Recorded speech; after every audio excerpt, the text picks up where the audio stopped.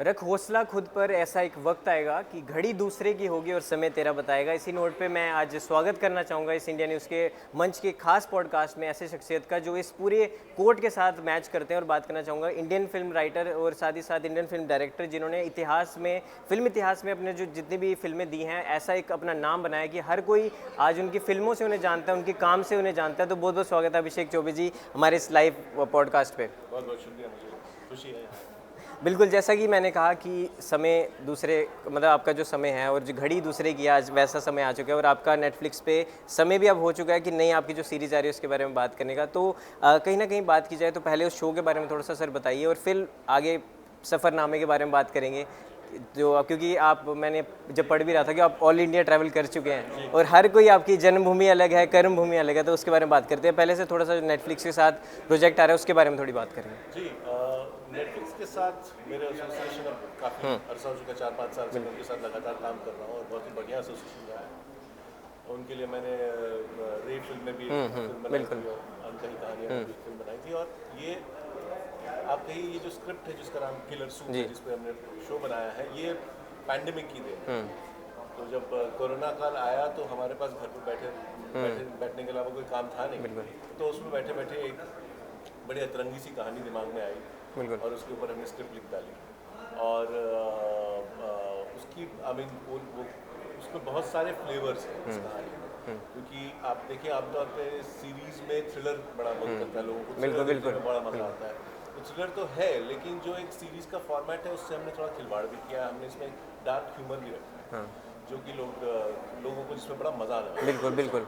हाँ, तो ये काफ़ी मज़ेदार शो है। बिल्कुल। क्या है, आजकल माहौल बड़ा संजीदा है बाहर, तो लोगों को अपने टीवी सेट्स पे या अपने लैपटॉप पे जब कुछ देखें तो थोड़ा हंसी ठट्टा भी हो जाए, मजे आए लोगों को। तो ये मज़ेदार शो है, बड़ा जूसी सा शो है। बिल्कुल। और इस शो की खासियत मैं बताऊं तो इसकी जो कास्ट है, with Manoj Bajpayee and Konkona and south के तमाम खूबसूरत एक्टर्स, क्योंकि ये कहानी जो है दक्षिण भारत में और तो वहाँ के तमाम खूबसूरत एक्टर्स, नासिर लाल और काफ़ी एक बड़ा ensemble, उनको देखने में बड़ा मज़ा आएगा। हिंदी, तमिल, इंग्लिश, तीनों भाषाओं का समावेश है इस शो में। तो it's going to be a lot of entertainment, it's going to be a lot of fun. बिल्कुल बिल्कुल, और नाम भी काफ़ी ज़्यादा अतरंगी है और काफ़ी ज़्यादा इंटरेस्टिंग है। तो पहले तो कॉन्ग्रेचुलेशंस आपको और ऑल द बेस्ट मैं चाहूँगा कि बूम करे जैसे बाकी सारे आपके प्रोजेक्ट्स कर रहे हैं।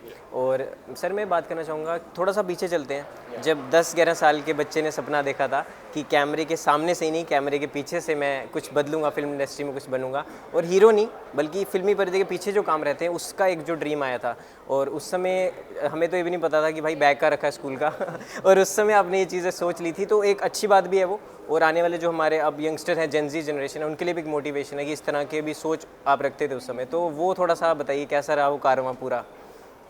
जी, आई मीन ऐसा था कि जो मैं जिस परिवार से, जिस हेरिटेज से आता हूँ, मेरे परिवार में, मेरे मदर साइड में, हमारी तो न्यूक्लियर फैमिली थी, सिर्फ पिता माता जी और लेकिन और पिताजी की ट्रांसफरेबल जॉब थी। लेकिन हम छुट्टियों में, गर्मी की, सर्दी की, पूजा में हम जाते थे फैजाबाद और लखनऊ। तो वहाँ पर एक वो फिल्म क्रेजी पब्लिक थी। और वैसे भी लखनऊ में काफ़ी क्रिकेट और फिल्म दोनों खतरनाक क्रेज। बिल्कुल। और उस ज़माने में तो और भी ज़्यादा था, बिकॉज सैटेलाइट टीवी तो खरामा आ ही रहा था, मतलब बिल्कुल। तो फिल्मों की बहुत बात होती थी, फिल्मों का विश्लेषण किया जाता था। और ना सिर्फ कभी कभी सीरियसली भी किया जाता था, लेकिन कभी कभी छोटी सी सतही चीज़ों के बारे में भी, गाना कैसा, कपड़े कैसे, अच्छे रोल अच्छा किया। हाँ, तो एक एटमॉस्फेयर था जिसमें फिल्म की बड़ी बातें होती थी। और एक 8-10 साल के बच्चे के लिए वो बड़ा इन्फ्लुएंस होता है। बिल्कुल। और मुझे सबसे ज़्यादा मज़ा आता था उस दौरान भी, जब थिएटर में जाते थे और अंधेरा हो जाता था, उसमें फिर ये स्क्रीन पे, तो मुझे बड़ा अजीब सी एक फीलिंग आती थी। तो मुझे ऐसा लगा था, हालांकि मुझे फिल्म निर्देशन के बारे में, फिल्म कैसे बनती है इसके बारे में कोई भी अंदाजा नहीं, बिल्कुल, लेकिन मुझे ऐसा लगा था कि मुझे डायरेक्टर बनना है। लेकिन ये बात मैं किसी को कह नहीं पाया। एक दोस्त को कही तो बड़ी फजीलत हुई, तो मैंने किसी को ये बात कही। बिल्कुल। फिर ऐसा हुआ कि जब मैं थोड़ी सी उम्र हुई और मैं हैदराबाद गया था, वहाँ पे मैंने बोर्डिंग स्कूल में था 2 साल। तो वहाँ पर थोड़ी हिम्मत बढ़ी, थोड़ा अकेले रहने का वो हुआ। और मैं जब घर आया तब मेरा पिताजी पटना में थे, तो तब मैंने उनको कहा, तो मुझे लगा बड़ा स्ट्रॉन्ग रिएक्शन आएगा, लेकिन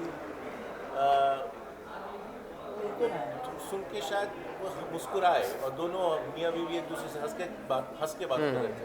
उनको लगा तो ये लड़का हीरो बनना चाहता है। उन्होंने कहा था, बेटा हमारी हीरो वाली शक्ल तो है नहीं लेकिन मैं तुमको रोकूंगा नहीं, तुम्हें करना है तो करो।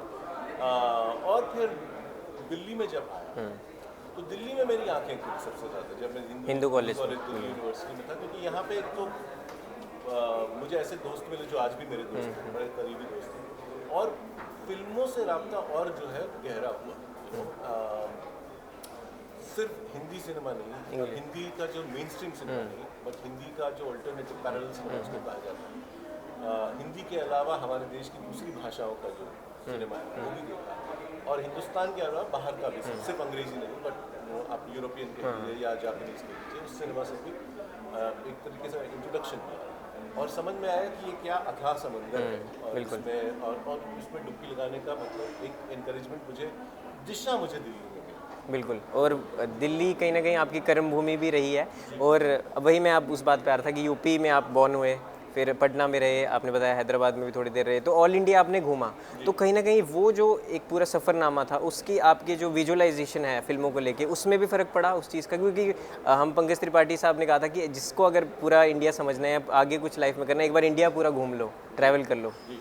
जी, और मुझे मेरे साथ ये जो एडवांटेज ये रहा कि मैंने सिर्फ ऐसा नहीं कि एक टूरिस्ट की तरह ट्रैवल किया, मैं जाकर की जगहों पर रहा, वक्त बिताया, तो इसका एक एडवांटेज मुझे आता है, तो जैसे मुझे हिंदी के तमाम डायलेक्ट्स हैं हमारे देश में, जिस तरीके से हैदराबाद में दक्षिणी में बोली जाती है, या जिस तरीके से हरियाणा में बोली जाती है, या जिस तरीके से बिहार में बोली जाती है, या झारखंड में बोली जाती है, वो भी अलग है, उसमें कुछ फर्क है, और यूपी में तो है ही अलग अलग से, तो उसका मुझे पकड़ आ गई एक तरीके से।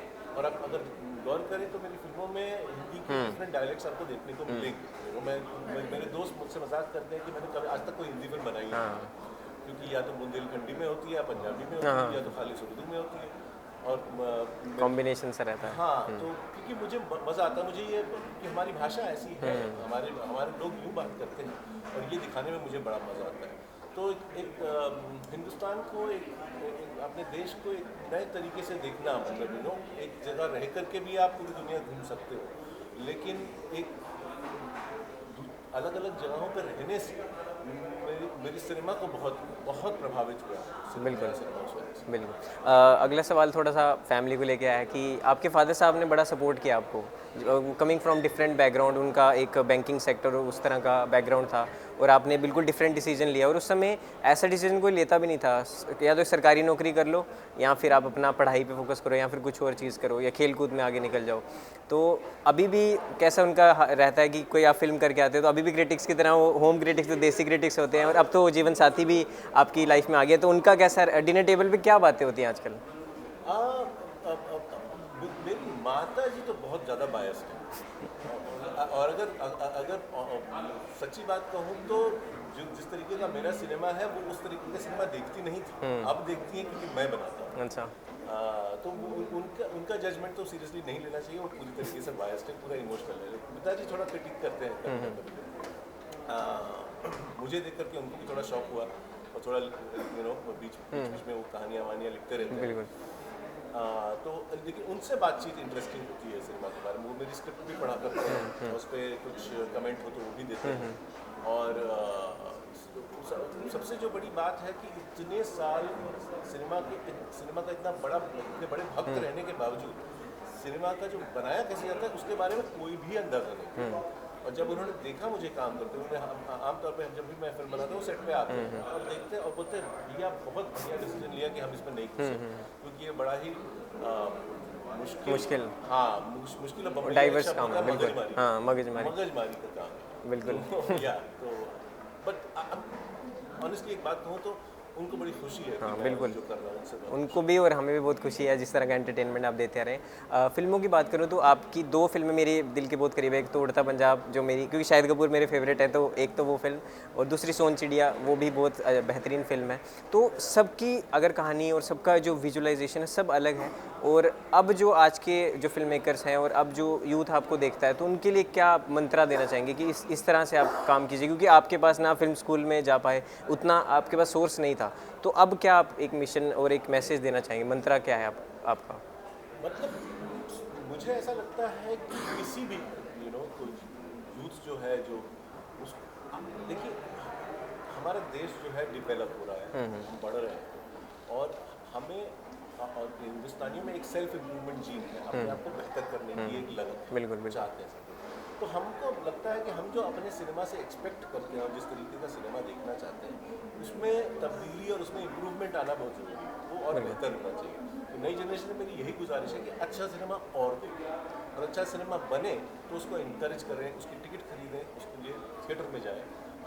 चलता हुआ सिनेमा तो बहुत बनता है, उसकी कोई कमी नहीं है, लेकिन अच्छे सिनेमा को भी पे भरोसा करें और जाएं, टिकट खरीदें, ताकि और अच्छा सिनेमा बने। बिल्कुल सर, ये अब एक और बात है कि कोविड के जिस पे आपकी फिल्म आ रही है, उसमें हमारा जो सिनेमा है वो रिफर्बिश हुआ है, और कहीं ना कहीं हमने देखा रीजनल सिनेमा उठा है और ऑस्कर तक भी पहुंचा है। तो अब आपको लगता है कि कहीं ना कहीं अब इतनी डाइवर्स हो चुका है सिनेमा कि अब हमें ऐसा नहीं लगना चाहिए कि बॉलीवुड अलग है और साउथ अलग है, इंडियन सिनेमा अब कहना चाहिए?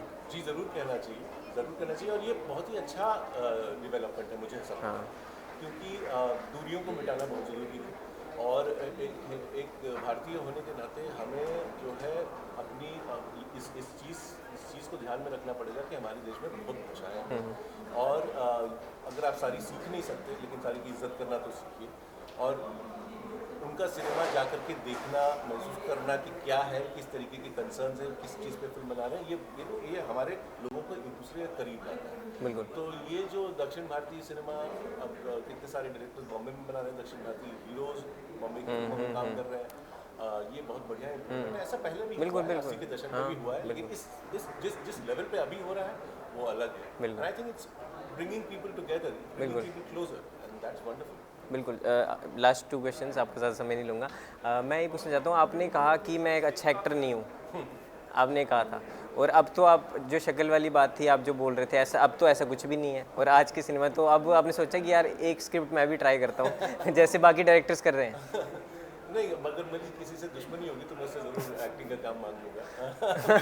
नहीं, असल में हुआ है कि क्या था कि मैं जब दिल्ली में था तो मैंने कॉलेज में था तो थिएटर किया था। थिएटर किया थोड़ा बहुत, और काफ़ी मेहनत करता था और काफ़ी सिंसियरली करता था। और एक दफ़ा Shri Ram college of commerce में हमारा शो हुआ था, तो उस ज़माने में एक वीडियो कैमरा जो होता था, अब तो मोबाइल पर शूट कर सकते, उस ज़माने में कायदे का वीडियो कैमरा, उसमें मेरे एक दोस्त ने शूट किया था। तो वो मैंने परफॉर्मेंस देखी और डिसाइड किया कि ये मेरे लिए नहीं है, क्योंकि I can't give the audience a bad time. बिल्कुल कि सॉरी माय डियर, ये मैं नहीं कर सकता। जी बिल्कुल सर, लास्ट में ये किलर सूप तो आ ही रहा है, इसके अलावा क्या क्या पाइपलाइन में है आपके ऑडियंस के लिए, आपके फैंस के लिए, क्या क्या और चीज़ें आ रही हैं? जी ये काफ़ी लंबा वेट हो गया अब तो। जी काफ़ी वक्त हो गया, और ये थैंक्स टू कोरोना, बट अभी क्या है, अब फटाफट काम करने का जो टाइम है, तो अभी किलर सूप आ रहा है, इसका सीजन 2 की तैयारी भी चल रही है, बिल्कुल। भी आएगा। एक फिल्म भी मैंने लिखी है जिसको अभी मैंने इसका स्क्रिप्ट खत्म किया है, और अब जाकर के मार्केट में उसको बनाने की